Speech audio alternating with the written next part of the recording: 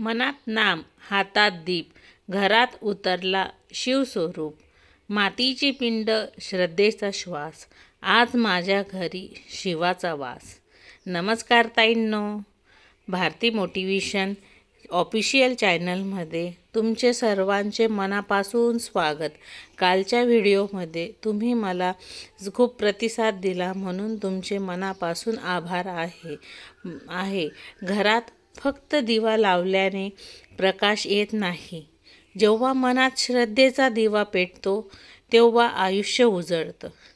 आज मी तुम्हाला दाखवणार आहे मी महादेवाची पूजा कशी केली, पार्थिव शिवलिंग कसं बनवलं आणि त्या पूजेमुळे घरात कशी सकारात्मक ऊर्जा आणि प्रसन्न ऊर्जा निर्माण झाली.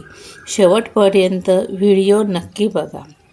कदाचित पुढची पूजा तुम्हीही अशाच पद्धतीने कराल. नमस्कार ताईंनो,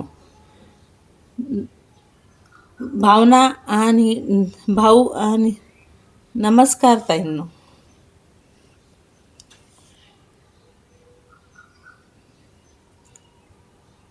आज मी तुम्हाला माझ्या घरी केलेल्या देव पूजेची संपूर्ण मांडणी, तयारी, पद्धत, अनुभव सांगणार आहे.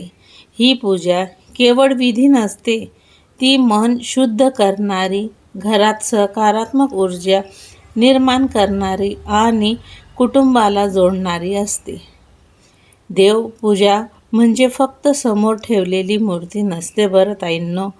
ती आपल्या श्रद्धेचा आणि नम्रतेचा आणि कर्तृत्वाचा उत्सव असतो. आज सकाळी व्हिडिओ शूट करता आला नाही कारण घरातील कामे आणि तयारी सुरू होती, म्हणून मी संध्याकाळी व्हिडिओ सुरू केला. पण पूजा तयारी मात्र मी दुपारीच करून ठेवली होती. माझ्या आईने आमच्या शेतातून स्वच्छ पवित्र माती आणली. शेतातील माती म्हणजे निसर्गाची देणगी, शुद्ध, जिवंत आणि ऊर्जेचे भरलेले. त्या मातीतून मी पार्थिव शिवलिंगची पिंड तयार केली. शिवलिंग बनवताना मनात सतत नामस्मरण सुरू होते.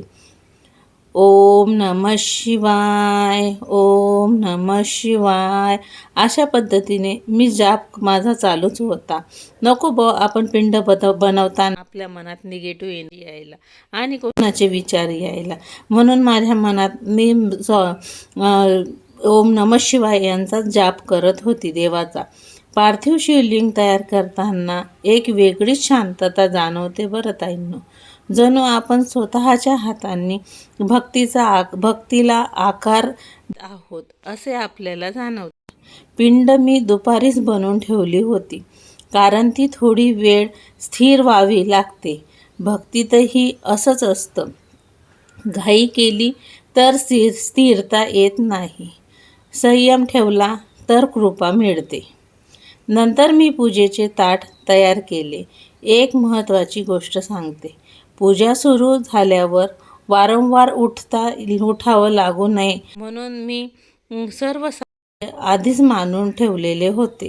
मी पूजेचा ताट घेतला. फुलं, बेलपत्र, अक्षदा, हळद, कुंकू, दीप, अगरबत्ती, नैवेद्य, पाणी, दूध, पंचामृत, एक लवंग, विलायची, गव्हाचे दाणे, तांदळाचे 101 दाणे, अशा पद्धतीने पूर्ण मी तयारी करून ठेवली होती. भक्तीत तयारी जितकी पूर्ण तितकी पूजा शांतपणे होते.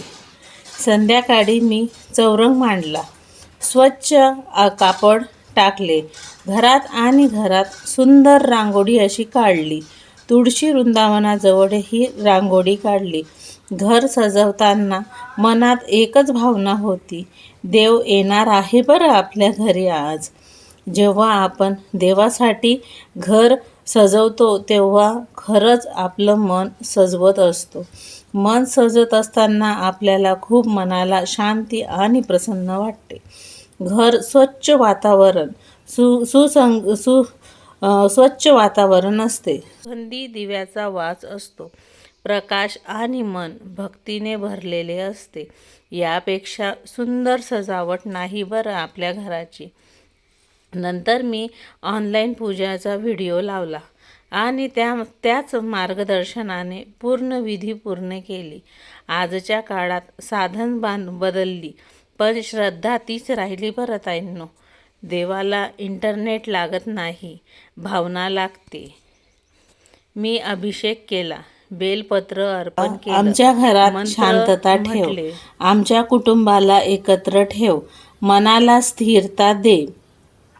पूजा संपल्यानंतर आम्ही सर्वांनी मिळून आरती केली. एकत्र आरती करण्यात जी ऊर्जा असते ती शब्दात सांगता येत नाही.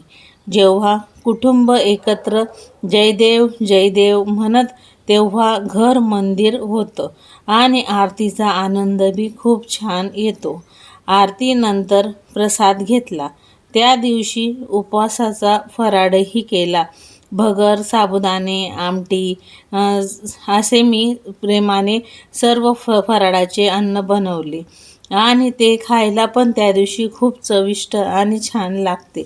भक्ती म्हणजे भूक मारणं नाही बरं ताईंनो, अहंकार मारणं आहे. नंतर थोडी विश्रांती घेतली. मग आम्ही मंदिरात जायचं ठरवलं. वाटेत आमच्या नातेवाईक भेटल्या.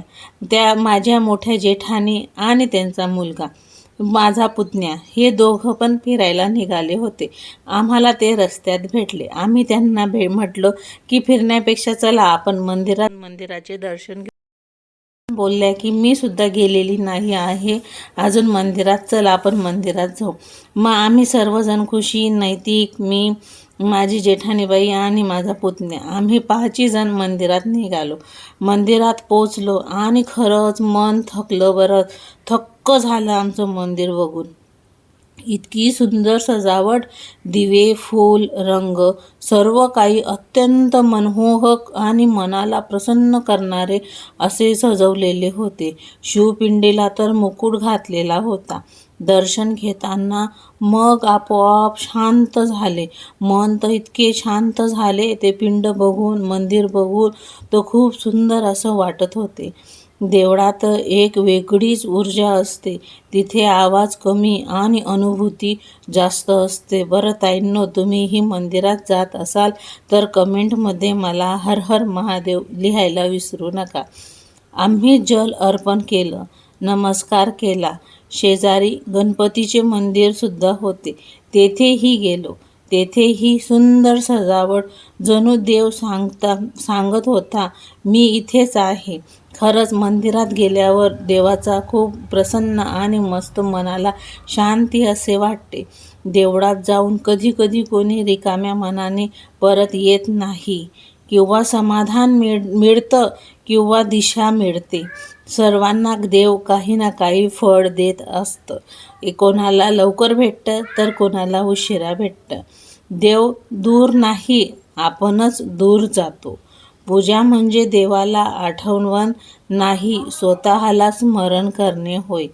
श्रद्धा असेल तर दगडातही देव असतो बरं ताईंनो. मन शांत असेल तर प्रत्येक श्वास मंत्र होतो. देवाला मोठा नैवेद्य नको, स्वच्छ मन हवं असतं. ज्याच्या घरी नामस्मरण तिथे भक्तीला स्थान असतं. भक्ती म्हणजे मागणं नाही, मागणं नाही, समर्पण असतं. जिथे नम्रता असते तिथे कृपाही असते. भावनिक भक्ती ही देवाची असते. कधी कधी आपण खूप थकतो. लोक म्हणतात समजत नाही, परिस्थिती कठीण असते. पण देवासमोर बसलो की वाटतं मी एकटी नाही. देव आपल्याला नेहमी स्मरण समस्या काढून देत नाही, पण त्यातून चालणारी ताकद नक्की देव देतो बरं आपल्याला. जेव्हा मन खरंच खचतं तेव्हा मंत्र उभा राहतो. तेव्हा तुम्ही मंत्राचा जप करा, नक्कीच तुम्हाला मनाला शांती वाटेल. मला तरी अनुभव आहे. जर तुम्हालाही अनुभव असेल तर मला कमेंटमध्ये लिहा. हर हर महादेव. जर तुम्हाला हा पूजेचा अनुभव, भक्तीचा प्रवास आणि घरातील सकारात्मक ऊर्जा आवडली असेल तर व्हिडिओला नक्की लाईक करा. ज्यांना भक्ती आवडते त्यांच्यापर्यंत हा व्हिडिओ शेअर करा. अशाच भक्तिपूर्वक, प्रेरणादायी आणि मनाला शांत करणाऱ्या व्हिडिओसाठी चॅनलला सबस्क्राईब नक्की करा बरं ताईंनो.